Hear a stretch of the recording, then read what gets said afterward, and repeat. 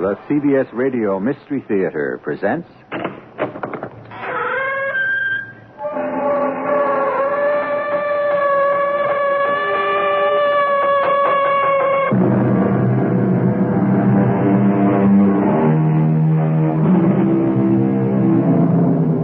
Come in. Welcome. I'm E.G. Marshall. There is documentation to prove that a person's hair can turn white because of a terrifying experience. It has also been proven that a person can actually die of fright, although that eventuality is more likely to occur if the person already has a weak heart, as did Major John Sholto in the Sherlock Holmes classic tale, The Sign of the Four. Come closer, Thaddeus. I don't think I have much time left before I die. Bend down closer. I want to whisper to you the place where I've hidden the treasure. That's it. A little more. Huh? That face! The face at the window! Don't let him in! Keep him away from me!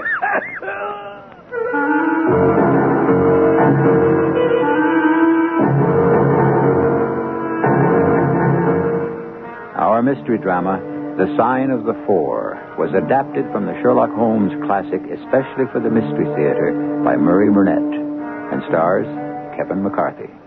It is sponsored in part by Contact, the 12-hour cold capsule, and X-Lax. I'll be back shortly with Act One.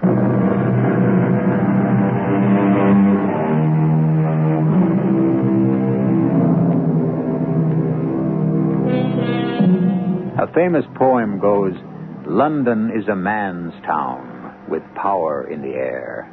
Paris is a lady's town with flowers in her hair. It's a lovely fancy, but London is also a town full of ghosts. The wives of Henry VIII wailing in the Tower, the echoes of the voices of William Pitt, Cromwell, and Edmund Burke in the House of Parliament. And, of course, the lean figure of Sherlock Holmes in his deerstalker hat, prowling the streets in search of a criminal. Our story today starts in the famous bachelor quarters of Sherlock Holmes and Dr. Watson at 221B Baker Street. Miss Mary Morstan, please have a seat and tell me what brings you to me. I have come to you, Mr. Holmes, because I can hardly imagine anything more strange, more utterly inexplicable than the situation in which I find myself. Capital. You hear that, Watson? State your case, if you please. Well, nearly 10 years ago, on the 3rd of December, 1878, my father, who was a senior captain of a regiment, came home from India on leave and disappeared without a trace. You notified the police? Oh, of course. When I came to his hotel, I learned that he had left the night before and had not returned. I called the police immediately. His luggage? Remained intact at the hotel. The police were very thorough, but a search produced no clue at all. Had he any friends in London? One. A retired fellow officer in the same regiment, Major John Sholto. We communicated with him, of course, but he hadn't even known my father was in England. Singular. Well, I haven't come to the most singular part. A year later, on my birthday, May 4th, I received through the post a small cardboard box, which, when I opened it, contained a single, large, lustrous pearl. Since then, every year on my birthday, I receive an identical box containing a similar pearl and no clue as to the sender. I took them to an expert who pronounced them to be both rare and valuable. But I brought them. You can see for yourself. Better and better. But surely something else has happened to bring you to me today. Just this morning, I received this letter. Perhaps you'll read it for yourself. Thank you. Be at the third pillar from left outside Lyceum Theater tonight at 7 o'clock. If you are distrustful, bring 2 friends. You are a wronged woman and shall have justice. Do not bring police. If you do, all will be in vain. Your unknown friend. Now, this is really a pretty little mystery. What do you intend to do, Miss Morstan? That's exactly what I want to ask you. What should I do? We shall most certainly go. You and I and Dr. Watson.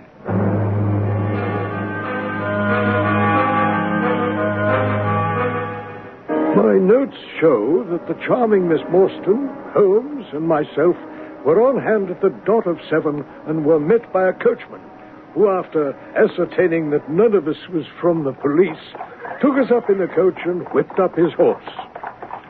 Mr. Holmes, do you have any idea where we are going? Well, I imagine to meet the man who sent you the pearls and wrote the letter. I've examined the handwriting and find there can be no question but that the same person was responsible. Responsible for both, yes. Watson, you look closely at the address in the note. What do you make of this fellow's scribble? Oh, well, it's legible and regular, even though he's tried to disguise it. A man of business habits and some force of character. No, my dear chap. Huh? Look at his long letters. They hardly rise above the common herd. The D might be an A and the I an E. Men of character always differentiate their long letters, however illegibly they may write. There's also vacillation in his K's and self-esteem in his capitals. We'll soon see if my diagnosis is correct, because I believe we're almost at our destination. Let us descend. Your servant, Miss Morstan. Your servant, gentlemen. Pray, step into my little sanctum. Please make yourselves comfortable. I am Thaddeus Sholto, and you, of course, are Miss Morstan. And these gentlemen? Mr. Sherlock Holmes and Dr. Watson. Doctor, have you your stethoscope? Well, might I ask you to listen to my heart for a moment? I have grave doubts about my mitral valve. If you'd be so kind. And there, in that strange small room with the glossy tapestries, richly mounted paintings, and 2 great tiger skins on the floor, I listened to the strange little man's heart and found nothing amiss except that he was in an ecstasy of fear, for he shivered from head to foot. Well, Doctor, what do you find? Well, you've no cause for uneasiness. Appears to be normal. Excuse my anxiety, Miss Morstan, but I'm a great sufferer, and I've long had suspicions about that valve, and I'm delighted to hear that they're unwarranted. Had your father, Miss Morstan, refrained from throwing a strain upon his heart, he might have been alive today. Oh, I was afraid he was dead. Perhaps, sir, you can tell me how he died. So I shall at once. My father, as you may have guessed, was Major John Sholto, a dear friend of your father, Miss Morstan. Now, 11 years ago, he retired and came to live at Pondicherry Lodge in Upper Norwood. Now, my brother and I were his sole relatives, my mother having died in India. All that we knew was that our father was rich and lived both in luxury and fear. He never went out alone and employed 2 prize fighters as bodyguards. Well, we'd become quite accustomed to it until the arrival of a letter from India early in 1882.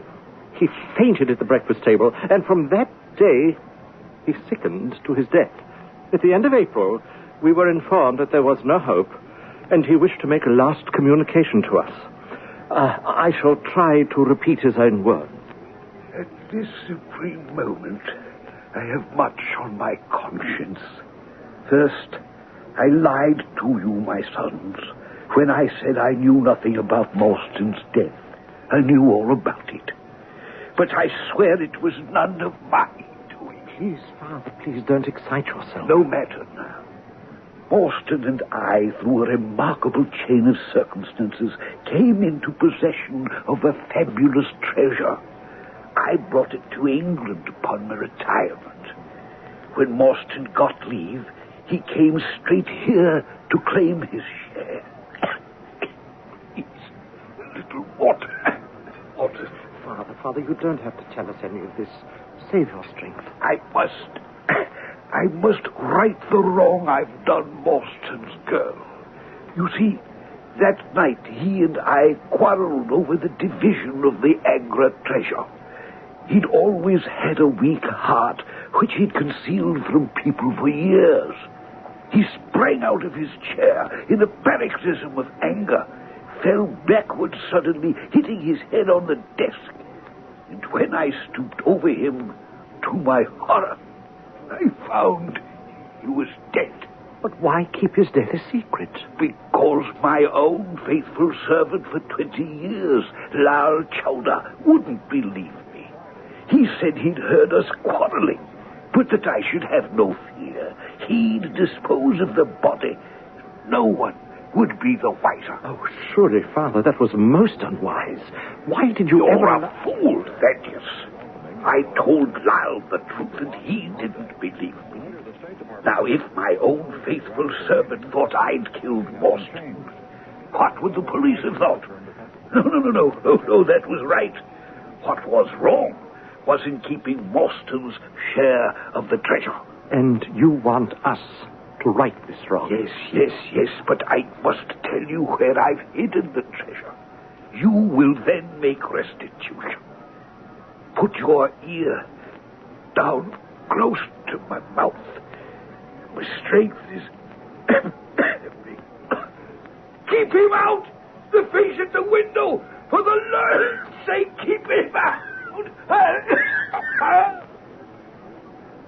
My brother and I rushed to the window, but we were only in time to catch a glimpse of a wild, cruel-eyed, hairy face before it disappeared. When we returned, our father was dead.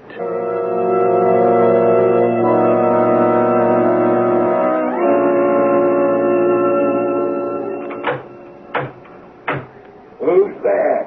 I, McMurdo. Surely you know my knock by this time. Would seem your brother Bartholomew also protects himself against intruders. Evening, Mr. Thaddeus. But who be the others? I've had no orders about them. I distinctly told my brother last night I was bringing friends. But I ain't been out of his rooms all day, Mr. Thaddeus, and I have no orders. I can let you in, but your friends must stay where they are. If I guarantee them, that should be good enough for you. Now, you can't keep a young lady waiting out on a cold night like this. Very sorry, Mr. Thaddeus. Mr. McMurdo, I don't think you can have forgotten me. Don't you remember that amateur who fought 3 rounds with you in Allison's rooms? The night of the benefit, 2 years back. Not Mr. Sherlock Holmes. Indeed. Broad Street. McMurdo won't keep us out in the cold now, I'm sure. In you come, sir. You and your friends. Who's to tell, Mr. Thaddeus? I'm glad to see you. The master ain't ate a thing all day. I brought him up a tray and knocked. He didn't keep an answer. But I don't understand any of it. Bartholomew was expecting us. I suggest we go up to your brother, Mr. Sholto. There's something amiss with Bartholomew. My nerves can't stand... Quiet. Let's see if we can rouse him. Open up, Mr. Sholto. It's your brother and some friends. Bolt it. Watson, put your eye to the keyhole and let us know what you see. Good Lord, Holmes. There's something devilish in there. What's to be done? The door must come down. Give me a hand. Right.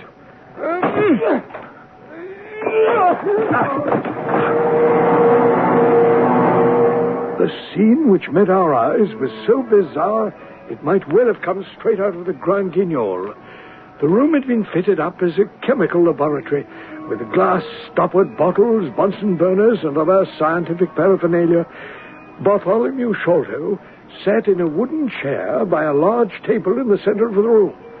One glance showed that he was dead, with a ghastly, inscrutable smile on his face. Look here, Watson. What do you make of this?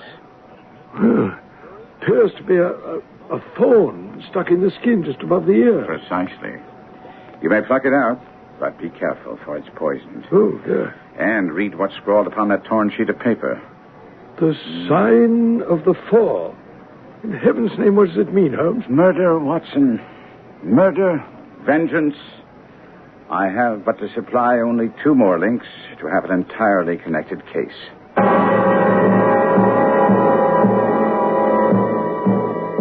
Only 2 more links, and the puzzle will fall in place? Watson has 100 questions, and I'm sure that you have an equal number that you'd like answered. They will be, as we follow the clues with Sherlock Holmes and Dr. Watson, when we continue with Act 2 in just a few minutes.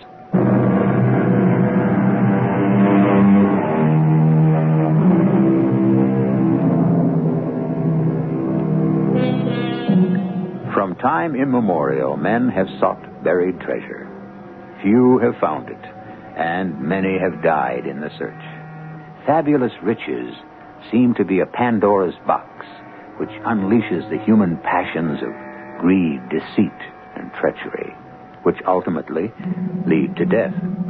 Sherlock Holmes and Dr. Watson are examining the room in which Bartholomew Sholto met his dreadful death. Now, Watson, we have a half hour before the police come. Let us make good use of it. In the first place, how did these folks come, and how did they go? Folk? You mean there was more than one? Well, surely. Now, let us first examine the window. Window locked on inside. No hinges. We open it. No water pipe near. Roof quite out of reach. Yet a man is mounted by the window. It rained little last night, and here is the print of a foot upon the sill. And here is a circular muddy mark. And there again on the floor by the table. You see, Watson? Well, that's not a footmark. Well, it's something much more valuable. The impression of a wooden stump. Oh, come, Holmes. You never make me believe a wooden-legged man climbed up the wall and... Come here a minute. Now look out the window. Could any able-bodied man scale that sheer brick wall? Well, absolutely impossible. Agreed. But suppose you had a friend up here who lowered you this good stout rope that I see over there in the corner. Then I think, if you were an active man, you might swarm up, wooden leg and all, and then get away in the same fashion. Your ally would then lock the window from the inside after drawing up the rope. Well, it seems possible, but how can you be so certain? Well, you notice I examined the rope, from which I deduced that our wooden-legged man, though a fair climber, wasn't a professional sailor. His hands were far from horny. If you look closely, especially towards the end of the rope, you'll see that he slipped down so fast, he took a good deal of skin off his hands. All right, but what about this mysterious ally? How did he get in? Capital, Watson, capital. You've hit upon the singular aspect of the case, although there are parallels in India. But if you look around the house and the grounds, you'll find a solution. Aside from the fact that it looks as if all the moles in England have been let loose about the place, I see nothing to help us. Once again, you've hit upon it, Watson. The holes, of course, were dug in the course of the search for the treasure, which was ultimately found in the secret room above here, between this room and the garret. Ah, of course. He came through the hole in the ceiling by way of the roof. Of course he did. And now it behooves us to extend our investigation to the secret room in which the treasure was found. Here you are, Watson. A trap door which leads out to the roof. This, then, is the way number one entered. Aha, look, on the floor, we shall find other traces of his individuality. The print of a small, naked foot. Good Lord, Holmes. A child has done this horrible thing? Oh, nonsense, Watson. Now, this was something I should have foreseen. My memory failed me momentarily. Well, there's nothing more to be learned here. Well, Holmes, if it wasn't a child, what was it? Well, you know my methods, Watson. Apply them. Well, Hello up there! Who are you and what are you doing? Constabulary, we'd best go down and explain our presence. Why, it's Mr. Sherlock Holmes, the theorist. Mr. Athelney Jones. The same, sir. But there's no room for theories here. By his own admission, Sholto was with his brother last night. And the brother died of some fit or other, and Sholto walked off with the treasure. Well, how does that strike you? On which the dead man got up and locked the door on the inside. But we mustn't lose sight of the facts. This Thaddeus Sholto was his brother. There was an argument. The brother is dead. The jewels are gone. Well, you're not quite in possession of all the facts, Inspector. This splinter of wood, which I have every reason to believe to be poisoned, was in the man's scalp. You can see the mark? This card, inscribed as you see it, was on the table, and beside it lay this rather curious stone-headed instrument. There's no difficulty there. The house is full of Indian curiosities. If the splinter's poisonous, Thaddeus could well have made use of it. And the only question remaining is, how did he get out? I've got it. The hole in the ceiling. It must lead to the roof. You were up there, sir. Is there a trapdoor, which could be opened, which leads on to the roof. Well, then I have my case. I'm going to charge Thaddeus Sholto. Well, I must warn you, Inspector, that you're moving too fast too soon. With all due respect to your theories, Mr. Holmes, I'm satisfied that I have all I need. Well, then you would have no interest in the name and description of one of the two men who were in this room last night. I'm a police officer, Mr. Holmes. And if that's a joke, it's in very bad taste. His name is Jonathan Small. He's poorly educated, small, active. He's lost his right leg and wears a wooden stump which is worn away on the inner side. His left boot has a coarse, square-toed sole with an iron band around the heel. He's middle-aged, much sunburned, and has been a convict, and there's a good deal of skin missing from the palms of his hands. Well, it beats me how you come up with all these things, Mr. Holmes. But I admit, you make it sound mighty convincing. How about the other man? The other man, Inspector, is a rather curious person. I hope to be able to introduce you to the pair of them before you drag poor Mr. Sholto into court. Holmes sent me to see Mary Morstan safely home and meet him back at Baker Street. There was little conversation on the ride back to her lodgings in the cab. I accepted her offer of tea.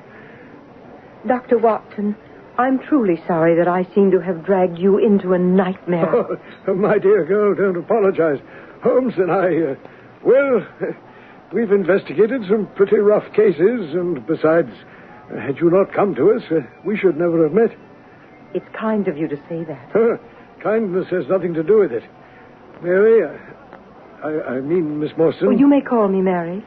Mary, Yes? Well, I was going to say that you need have no fear. Holmes will get to the bottom of this. With your help. Oh, sure. Holmes is kind enough to say that I act as a sort of catalyst to him, but... I'm sure it's true. But you said something before about the case bringing us together. Was that important to you? Well, I should say... Well, you know that, don't you, Mary? Well, I thought so, but... Well, you seem changed. Well, you know, Holmes will surely recover the treasure. That will make you a very rich young lady. Oh, I'm not thinking about that. Well, I am. Why? Because it's important. Very. Not to me. And I shouldn't have thought that you were the type to be so concerned with money. At least you didn't appear that way when we first met. Yes, well, the situation was a bit different then, wasn't it? How? Well, for one thing, I had no idea you'd turn out to be such a wealthy woman. And why should that matter? Well, hang it all, Mary. If you can't see how it matters, I can't possibly explain it to you. So, well, I wish you a very good night. I left Miss Morstan's lodgings in a foul mood and went directly to our rooms at Baker Street and then to bed. I was awakened very early the next morning by the curious sound of what I was sure was a dog barking. I thought I must have dreamed it, because I knew Holmes would never have a dog in our lodgings. And then Holmes rapped on the door and called out sharply, I need you, my dear chap. Get dressed, and be sure to put on a pair of stout walking shoes. I was out of bed, washed and dressed speedily, and upon entering the study, saw that I hadn't dreamed the dog. What's this, Holmes? Well, even you, my dear chap, can see that this is a dog. His name is Toby. He's probably the best tracker in London, and today we're going to use him to lead us to Jonathan Small. Oh, with all due respect to Toby's nose, Holmes, how in the world do you expect a dog to track a scent which is at least 24 hours old? I ask you to sniff this handkerchief. Huh? Well? There's a distinctly tarry smell about it. Exactly. Now, in my investigations at Pondicherry Lodge last night, I ascertained that our small man had stepped onto some creosote on the edge of the window. If you can smell it, I have no doubt that Toby here will have even less difficulty in tracking. So, let's be off to Pondicherry Lodge and start our hunt. Just as the sun was rising, I found myself with Holmes on the grounds of Pondicherry Lodge. Holmes began to circle around the house, looking, as he put it, for a likely spot where our small man descended. Yeah, it would have to be someplace that's climbable. Here's a water spout that seems pretty firm. What do you say, Watson? I can't budge it, Holmes. So it should certainly have held the small man's weight. And here's a water barrel. Here, bring Toby over here, will you? And I'll let him get a whiff of this handkerchief, and then we shall see what happens. Here you are, Toby. Smell it? Smell it? Ah, he's on the trail, Watson. Toby led us across the grounds and over to the boundary wall, whining eagerly. He led us to a break from which we could see people had clambered over the wall. Holmes climbed up. I handed Toby up to him, joined him, and then we dropped down to the other side. Ah, we're in luck. There's been no rain. The scent's still very strong. Toby should have no trouble. Hello. Hello, what's this? Well, appears to be a cigarette case. No, something much more deadly, I suspect. You see these hellish things, Watson? Yes. They're the same as the thorn we found in Bartholomew shoulder. Exactly. And mind you don't prick yourself. I'd sooner face a bullet myself. All right, old boy, all right. We're with you. Well, we're fortunate that one of those devils put his foot in creosote, eh, Holmes? Chance has given us an easy way of tracing them, but I have enough knowledge to enable me to trace them in 4 different ways. This is just the simplest. I marvel at the way you obtain your results. How, for example, could you describe the wooden-legged man to Inspector Jones with such confidence? There's no miracle there, my dear fellow. As soon as we heard of the existence of a treasure, everything became obvious. Oh. Think, Watson. 2 officers assigned to India. It was child's play to ascertain from the War Office that they were in command of a convict guard. Now, you recall the piece of paper belonging to Captain Morstan that Miss Morstan showed us on the way to Pondicherry Lodge? Well, it was some old map. Yes, precisely. The sort of map used to locate a treasure, and it was signed Jonathan Small and 3 other non-English names. Ah, the sign of the 4. Excellent, Watson. Now, think back on how Major Sholto died. Well, his heart gave out. Yes, but why, man? What caused it?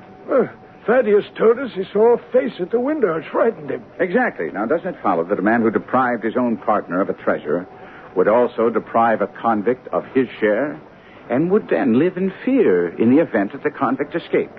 Actual fear of his life. But Holmes, you said it wasn't Small who killed Bartholomew. His associate. Quite so. Quite so. Did you take a pistol with you? Well, I had my stick. Well, I'll leave the wooden leg man to you, but if the associate turns nasty, I shall shoot him dead. We seem to be approaching their hiding place. Undoubtedly. Keep a sharp eye out. They seem to have taken refuge in a lumber yard. Oh, there's the little beast taking us. Holmes! Holmes, what does this mean? It means, my dear Watson, that Toby's nose is infallible. Huh? That barrel on which he's jumped so proudly is a barrel full of creosote.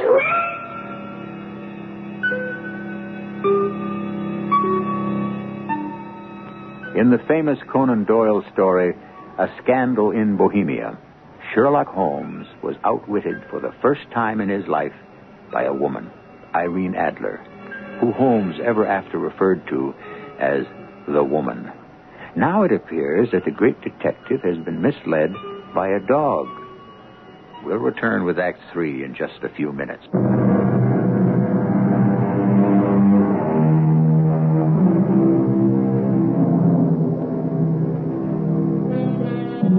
The legendary pot of gold at the end of the rainbow is old stuff. And I dare say most of us have chased it at one time or another, only to have the sought-after treasure turn out to be worthless. However, I doubt if any of us have had the unfortunate experience of Sherlock Holmes and his friend Dr. Watson, who, believing they'd found the hiding place of a pair of criminals and a cache of fabulous jewels, found instead only a barrel of creosote. It's obvious what happened, Watson. If you remember the place where our good friend Toby seemed to lose the trail, that must have been where 2 trails crossed. Toby just chose the wrong one. We're fortunate that it's not too far back. Come, let's retrace our steps. And so it proved. Taken back to where he'd been running in circles, Toby happily set off on another trail, which led us through Belmont Place and Prince's Street right down to the water's edge, where there was a small wooden wharf. Toby led us to the very edge, where he stood whining, looking out on the dark current beyond. We've run out of luck, Watson. They've taken to a boat here. Well, that's that then, huh? They've gotten clean away. Not necessarily. Look at that sign. Mordecai Smith. boats for hire by the hour of the day, including the steam launch Aurora. And we see from the pile of coke on the jetty that the Aurora is indeed a steam launch, and that she isn't here. Come, Watson. You just keep Toby quiet while I see if anyone's in the shack. Yes? I'd like to speak to Mordecai Smith. Oh, I'm sorry to say, sir, my man's away. I've been away since yesterday morning, sir. And truth to tell, I'm beginning to feel frightened about him. I wanted to hire his steam launch. Oh, I bless you, sir. It's in the steam launch that he's gone. And that's what puzzles me, for I know there ain't enough coals in it that would take her to Woolwich and back. Well, mightn't he have bought some at the wharf down the river? Oh, it weren't his way, sir. Besides, I didn't like that wooden-legged man with his ugly face and outlandish talk. You say a wooden-legged man? Oh, yes, sir. A brown, monkey-faced chap. It was him that roused my man yesternight. And what's more, there was steam up in the launch. Oh, I tell you straight, sir, I'm half sick with worry. I'm sorry, Mrs. Smith, because I wanted a steam launch, and I've heard good reports of the Aurora. She's green with a yellow line and very broad in the beam. Oh, then it can't be the Aurora you're after, sir. Ah. She's as trim a little thing as any on the river. And she's been fresh painted black with 2 red streaks. I was all for engaging a launch and setting off downriver to track the Aurora. But Holmes pointed out what a colossal task that would be. Therefore, after returning Toby to his grateful owner, we found ourselves in the office of Attorney Jones at Scotland Yard. Well, Mr. Holmes, I'm very happy to tell you I've got the whole lot of them in jail now. The whole lot? Yes, the brother Thaddeus, that prizefighter McMurdo, and the Indian servant Lal something or other. And there's no question, but they were in it together. How did you arrive at that interesting conclusion? Well, you helped by showing me that there had to be 2 people. And what more likely than those 2 who were always in the house? Well, haven't you overlooked the fact that they were loyal servants of the murdered man? Oh, according to Thaddeus, Mr. Holmes. He wanted to lead us up the garden path, you see. And the motive? The missing treasure, of course. The murdered man was, by all accounts, a tight-fisted skinflint who didn't want to give up his share of the treasure to his partner. And he must have been the same way with his servants. The treasure's the key, Mr. Holmes. Mark my words. I agree with you. But I gave you the name of the man I believe responsible. And you're sticking to that? Well, we shall see, Mr. Holmes. We shall see. What brought you here, then? I'm here to ask a favor. I'd like a missing steam launch located. It's the sort of job you people here at Scotland Yard do so well. A steam launch? But don't tell me one of your clients mislaid his launch. I won't. I believe it's connected with the Sholto killing. How? I think the criminals used it to effect their escape. All that day and the morning of the next, Holmes fretted, complaining about the fact that Scotland Yard had been unable to locate the Aurora. The whole river's been searched on either side with no success. It's too much. There's no word today. I'll be forced to believe they've scuttled the craft. But there aren't too many logical objections to that. I put an advertisement in the agony column of the Times, and if we hear nothing today, I'll have to take to the river myself. Well, I shall accompany you. No. You'd be much more useful if you stay here as my representative. Well, but Holmes... No need to argue, for it may not come to that. We may yet have news today. But we heard nothing. On the following day, Holmes left before I was up. I lounged around the flat all day, hoping there was no flaw in my companion's reasoning. And at 3 o'clock, there was a knock on the door. Good day, sir. Mr. Holmes is out, I understand. Yes, Inspector. I don't know when he'll be back. But if you'd care to take a chair and try one of these cigars. Thank you. I don't mind if I do. Your friend, Mr. Sherlock Holmes, is a wonderful man, sir. I had this wire from him this morning. Here's the message. Go to Baker Street at once. If I have not returned, wait for me. I'm close on the track. You can come with us tonight if you want to be in at the finish. What do you make of it? Well, sounds hopeful. Are you expecting someone? Perhaps an answer to Holmes' advertisement. Excuse me. Yes, my man? What is it? Well, now, sir, you must give an old cart like me time to catch his breath after these stairs. Oh, yes? Is Mr. Sherlock Holmes here? No, but come in.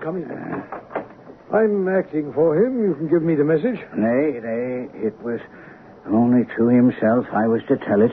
But I tell you, I'm his representative. Was it about the Aurora? Mordecai Smith's boat? I know where it is, and I knows where the men she's after are, and I knows where the treasure is. I knows all about it.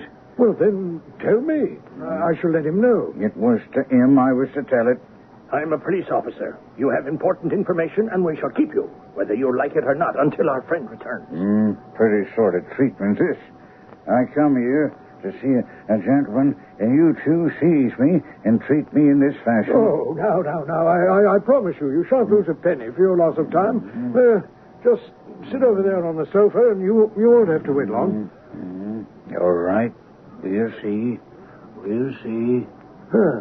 Well, now, Inspector, where were we? As I was just about to say that I think Mr. Sherlock Holmes would have made a most promising police officer. Oh, here, your cigar's gone out. Allow me to relight it. Well, I think that you might offer me a cigar, too. Holmes! Where's the old man? Here he is. Wig, whiskers, eyebrows, and all. Good Lord. I hardly expected my disguise to stand a test like this. Oh, you are a rogue, sir. The case is all but solved. You may have all the official credit, but I insist on certain conditions. Agreed? Entirely, if we're successful. We shall be. First, I want your fastest police boat, a steam launch at the Westminster Stairs at 7 o'clock tonight. Easily managed. We shall need 2 staunch men in case of resistance. We shall have them. And when we capture the men, we'll get the treasure.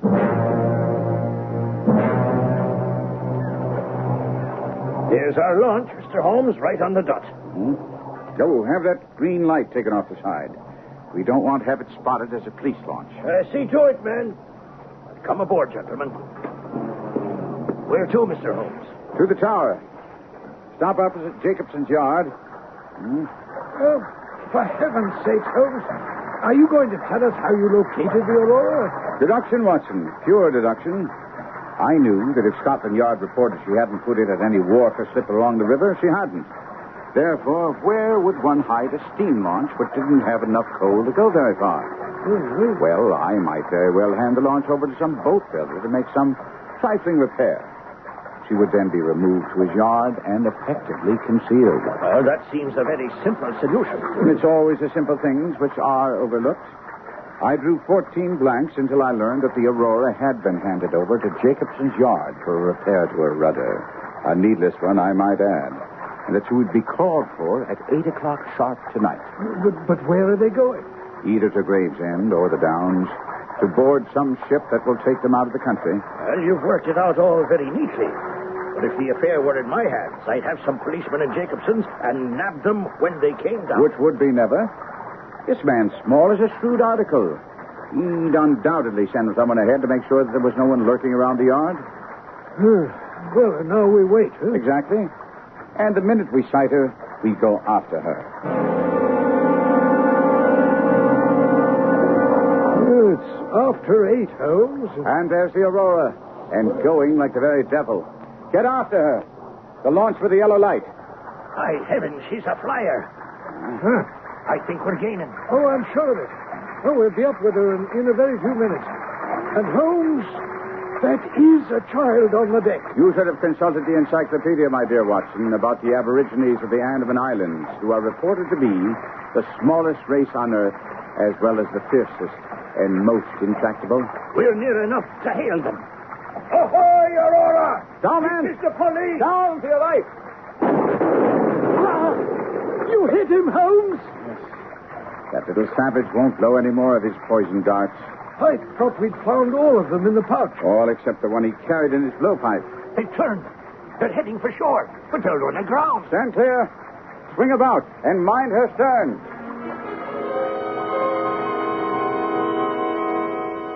The Aurora had run aground on a mudbank. The wooden-legged man, mouthing curses, sprang ashore but his stump sank in the mud. He was easily captured. The treasure chest was intact on the deck of the Aurora, and in a very short time, I brought it to Mary Morstan. The chest wasn't heavy, but my heart was. You weren't hurt? Oh, Dr. Watson, I'm glad to see you're all right. Oh, it came through with flying colors. And here's your treasure. Well, aren't you going to open it? It's strange, but the treasure seems to mean more to you than it does to me. Well, I'd rather say that it means a lot to both of us. You need some help with the lid there. Thank you. Why, it's empty. It can't be. It's impossible. Would you see who that is, please? Oh, yes, certainly. Oh, Holmes, do you know that the treasure is gone? Yes. Well, do you know where it is? At the bottom of the Thames, where Small threw the gems, piece by piece, during the chase. Oh, dear. Wouldn't it have been simpler for him just to chuck the chest overboard? Well, that was a compliment to me. He told us that any man smart enough to track him would be smart enough to fish up a whole chest from the bottom of the river. Well, that means that Mary will never get... Well, I think she'll get something she treasures a lot more, Watson, if you will ask her to be your wife.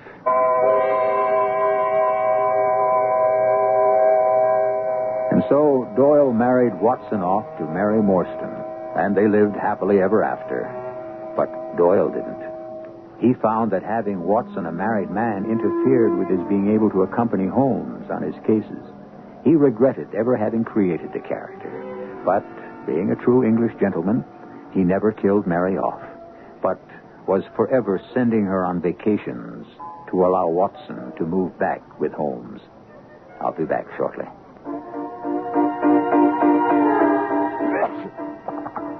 Here in my hand is a little capsule. It's Contact. It contains enough cold medicine to help relieve cold symptoms caused by every known virus. Think about that the next time you're sick. Sneezing, dripping, all clogged up. Then let us help you with real medicine, like Contact. We're number one in the whole world. Give your cold to Contact. Real medicine for real cold. Take only as directed.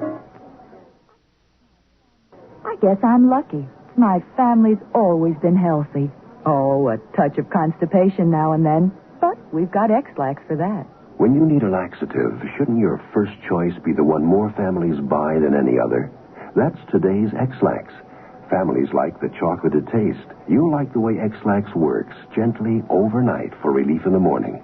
Next time, make gentle chocolated X-Lax your first choice for occasional use only as directed. We've always been healthy, and X-Lax is part of that.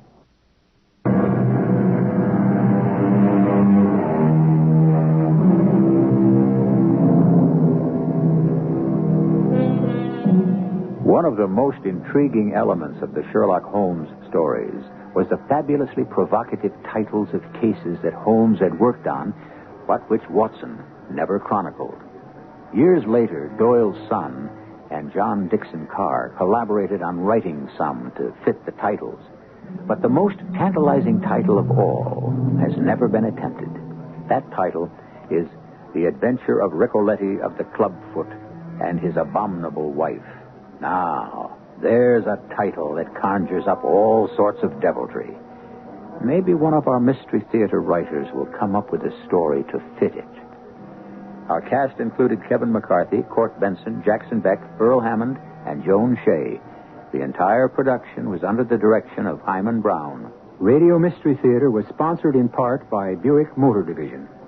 This is E.G. Marshall inviting you to return to our Mystery Theater for another adventure in the macabre. Until next time, pleasant dreams.